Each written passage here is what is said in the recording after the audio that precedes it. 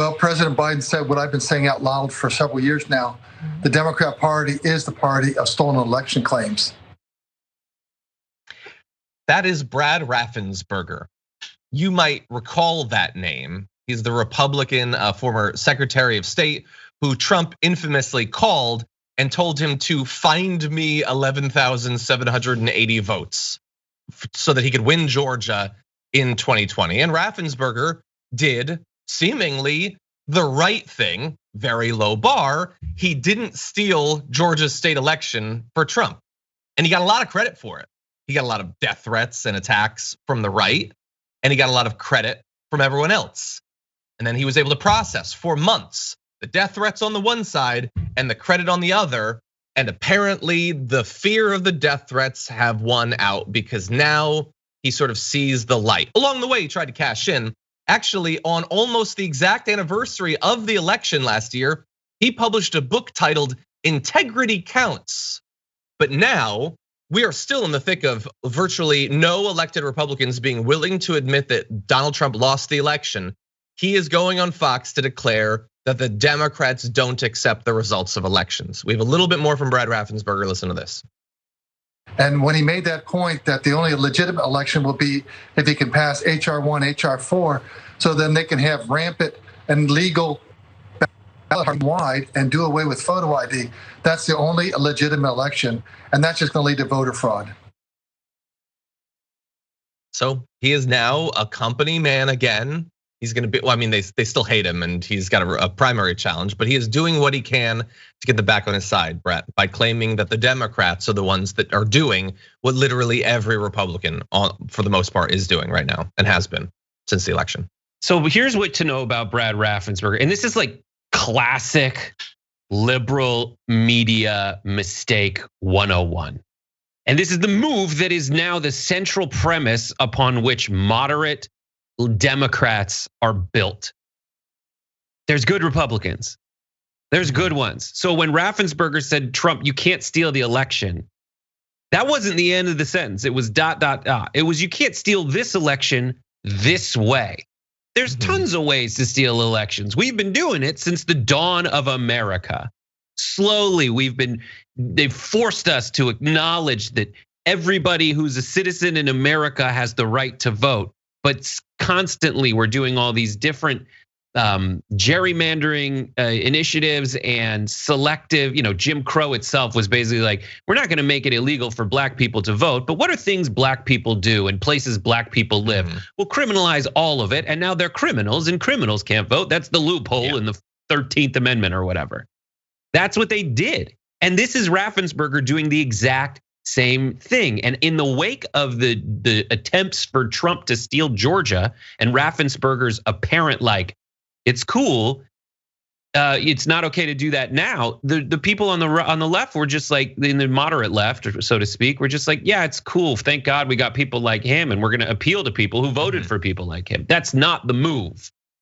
The move is to change filibuster rules, carve out the same exceptions for voting rights acts as you have for budget stuff and debt ceilings, and make the move. And the Supreme Court and federal judges make the move. Do it now, or this stuff will continue to happen. That is literally the only defense. And I was watching something, and then these people, these folks who call themselves leftists, who just talk themselves into stupidity, were like, but at the end, this small group of people who will actually make these voting laws are the District of DC federal judgeship. It's better than what we got now. Right now, it's people on the right who have leveraged their way into power through the legacy of slavery and Jim Crow to write laws that keep people that should be voting from voting, and it's a nightmare. Yeah, exactly. And another aspect of the nightmare that we will close this out on is that you are just going to keep hearing things like Raffensperger from more and more people. We've heard it from Trump before. It's a combination of two things. One, projection, in that they assume in their enemies the things they know to be true about themselves, but also it is damage control. It's the sort of thing Tucker Carlson spends a lot of his show doing when he covers January 6th, but only to say that it's not white supremacy, it's not an insurrection. He inspires all of those things, but then has to shield those he's encouraging from acknowledging what they've become, how dangerous, how scary, how threatening that is. And so they know they're being attacked as people who refuse to accept election results because they know it. They know that they won't accept those election results. So now they have to do the thing where they just lower everyone into the mud. So now everyone gets attacked as not accepting election results. So we're all equally guilty, even though we're not. And to demonstrate that, we had Raffensperger. Now we have a senator who you might recall as you're watching this video what he was up to on January 6th. Watch this. Democrats don't accept elections that they don't win. I mean, it happened in 2000, it happened in 2004, it happened in 2016. Now it's going to be 2022. I mean, if Joe Biden thought that his party was going to win these elections, then all would be fine. But he thinks, and because the polls suggest he's going to lose them, his party's going to lose them, the House and the Senate, and therefore they're illegitimate. I mean, it's dangerous, it's wrong, it's ridiculous. He's very worried about how dangerous and wrong people not accepting election results are. Sorry, you might not have gotten his whole message because he wasn't doing it while doing this in the air. That really sells it. Yes, the Democrats don't accept election results. That's why a year into Trump becoming president, so many of us lefties clustered in a city in Texas waiting for dead celebrities to come back because we thought that would magically make Hillary Clinton president again. That's an accurate read on history. Final thoughts, Brett? Final thought is this, like those elections he cited were elections where Democrats got more votes but lost. We have a system where the winner loses. The other one, if he's talking about Stacey Abrams, I did a video on Rebel HQ about Ben Shapiro talking about Stacey Abrams complaining about her vote, her election getting stolen.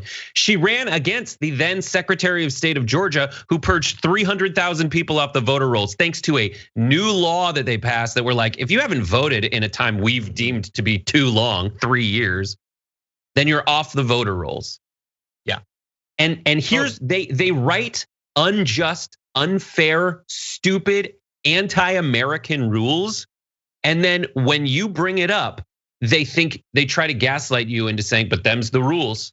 It's like someone who knows that you're a certain height, building a giant fence around the castle of democracy and being like, well, I got in here. Yeah, you had a ladder, you know the secrets, you did all the things that allow you to get in and don't let them in. And then you try to gaslight them into thinking they're crazy when they point out the obvious, which is you've rigged the system. Yeah. And I will finally add just one thing. You're 100% right about a very real, obviously the 2000 election, people are gonna have concerns about the Supreme Court effectively deciding who gets to be president.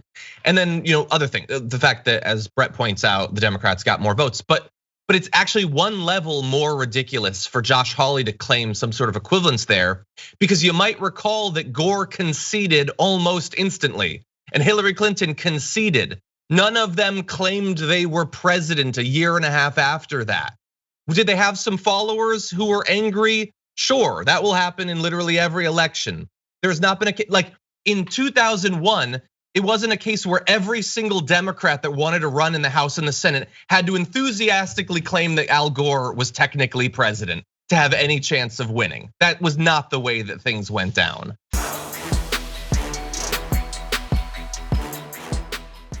Check out the Damage Report podcast each day, wherever you get your podcasts, whether Pocket Casts or Stitcher or iTunes.